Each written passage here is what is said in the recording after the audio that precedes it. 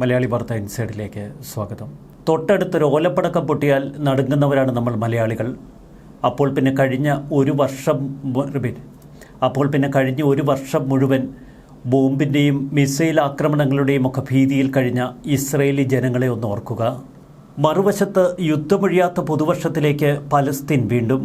വെടിനിർത്തൽ ചർച്ചകൾ ഇതുവരെ വിജയത്തിലെത്തിയില്ല. അപായ സൈറണുകൾ ഇസ്രയേൽ ജനജീവിതത്തിന്റെ ഒരു സാധാരണ ഭാഗമാണ്. സൈറണുകൾ മുഴങ്ങുമ്പോൾ അവർ ബങ്കറുകളിൽ ഒളിക്കും. ഇസ്രയേൽ ജനതയ്ക്ക് ഒരു പ്രത്യേകതയുണ്ട്. തങ്ങളുടെ സുരക്ഷ ഭരണകൂടവും സൈന്യവും നോക്കിക്കോളും എന്ന നിശ്ചയദാർഢ്യം. അതുകൊണ്ട് തന്നെ യുദ്ധങ്ങളെ ഭയക്കാതെ, ആക്രമണങ്ങളെ ഭയക്കാതെ അവർ സ്വൈര്യജീവിതം നടത്തുന്നു. തങ്ങളുടെ വ്യോമാതിർത്തിയിലേക്ക് ശത്രുവിൻ്റെ മിസൈലുകൾ വരുമ്പോൾ പെട്ടെന്ന് അപായ സൈറണുകൾ മുഴങ്ങും. അവരുടെ ദൗത്യം ഒന്നു മാത്രം: സുരക്ഷിതമായി ബങ്കറുകളിൽ ഒളിക്കുക.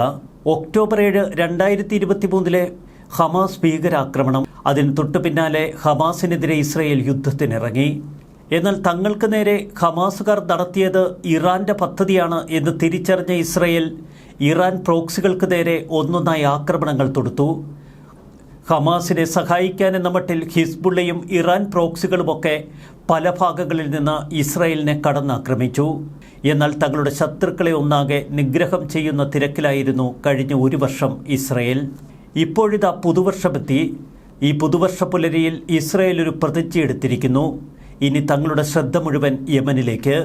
ഹൂതികളുടെ ശക്തി കേന്ദ്രങ്ങൾ പൂർണ്ണമായി തകർത്തതിനു ശേഷം ഇനി സൈന്യം വിശ്രമിക്കുകയുള്ളൂ എന്ന് ഇസ്രായേൽ ഭരണകൂടം പറയുന്നു.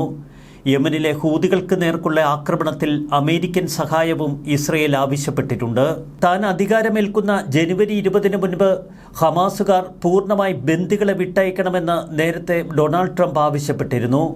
അദ്ദേഹം ഇത് സംബന്ധിച്ച അന്ത്യശാസനവും ഹമാസിന് നൽകി. നിങ്ങൾ ജീവനോടെ ഇരിക്കണമെങ്കിൽ ഹമാസിനെ ചുട്ടരിച്ച് കളയണ്ട എങ്കിൽ ബന്ദികളെ നിങ്ങൾ നിരുപാധികം വിട്ടയക്കാനാണ് ഡൊണാൾഡ് ട്രംപ് ആവശ്യപ്പെട്ടത്. വെടിനിർത്തൽ കരാർ ചർച്ചകൾ വിജയിച്ചു എന്ന മട്ടിലെത്തിയ നിമിഷത്തിലായിരുന്നു ട്രംപിൻ്റെ ഈ അന്ത്യശാസനം. ഇതുവരെ ബന്ദികൾ വിട്ടയക്കപ്പെട്ടില്ല. ഹമാസ് കടുംപിടുത്തങ്ങളിൽ നിന്ന് ഏറെ വിട്ടുവീഴ്ചകളും ചെയ്തിരുന്നു. ഇനിയൊരു അന്ത്യശാസനമുണ്ടാകില്ല.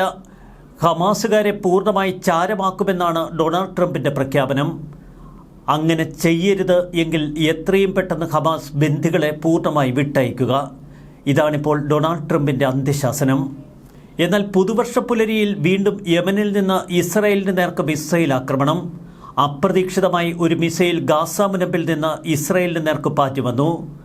ഗസയിലെ ഹമാസിനെ പൂർണ്ണമായി തൂത്തെറിഞ്ഞു എന്ന് ഇസ്രായേൽ പറയുമ്പോഴും അവശേഷിക്കുന്ന ചില റോക്കറ്റ് ലോഞ്ചറുകൾ ഇപ്പോഴും ഹമാസിൻ്റെ പക്കലുണ്ടോ എന്ന സംശയമാണിത് ബലപ്പെടുത്തുന്നത്.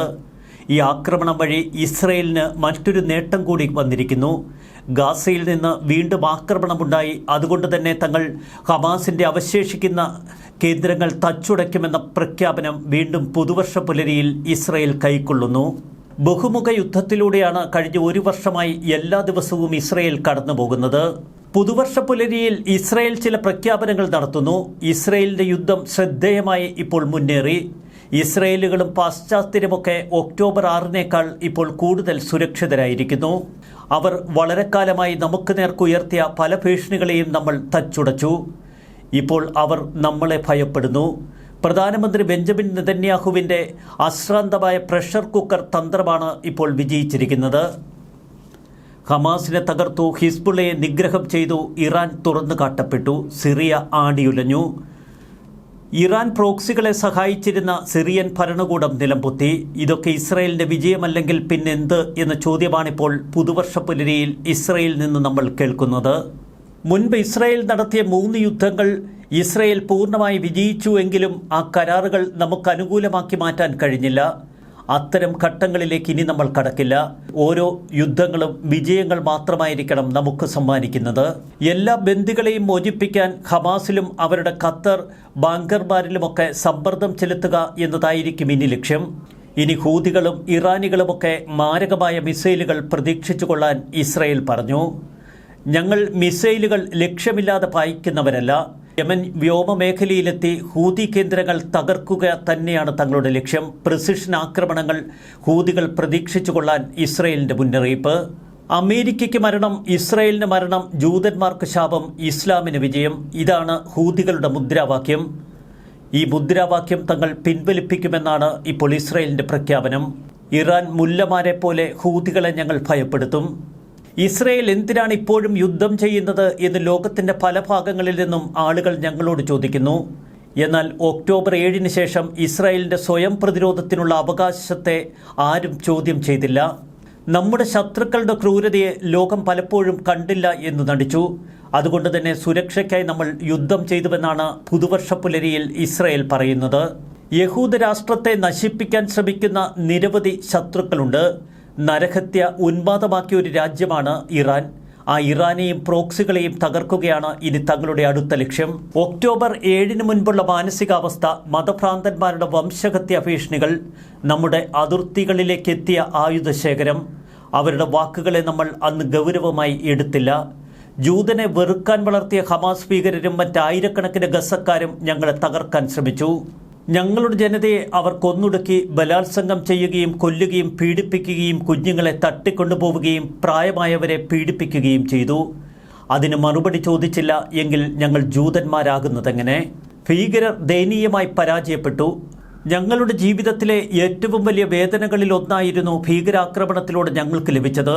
എന്നിട്ടും ഞങ്ങൾ ഞങ്ങളുടെ ജനതയെയും സൈന്യത്തെയും അണിനിരത്തി. ലോകമെമ്പാടുമുള്ള ഇന്തിഫാദ പ്രാപ്തകർ, ഹിസ്ബുള്ള, ഇറാനികൾ, അവരുടെ പ്രോക്സികൾ, ഹൂത്തികൾ എന്നിവർക്കെതിരെ ഞങ്ങൾ ആയുധമെടുത്തു. എക്കാലത്തും അമേരിക്കയുടെ ഏറ്റവും വലിയ എതിരാളികളാണ് ഹൂതികൾ. നിരവധി വിദേശ രാജ്യങ്ങൾ ഹൂതികളെ ഭയക്കുന്നു.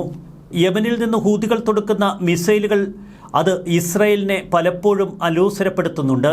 എന്നാൽ അമേരിക്കയിൽ നിന്ന് ലഭിച്ച താഡ് വ്യോമ പ്രതിരോധ സംവിധാനം ഇപ്പോൾ ശക്തമായി പ്രവർത്തിക്കുന്നത് ഇസ്രായേലിന് കൂടുതൽ കരുത്ത് പകരുന്നു.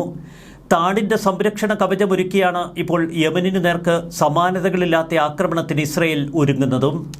ഒരു അന്താരാഷ്ട്ര സഖ്യം ഇറാനെയും ഹൂതികളെയും തകർക്കണമെന്ന് ഇപ്പോൾ ഇസ്രായേൽ ആവശ്യപ്പെടുന്നു.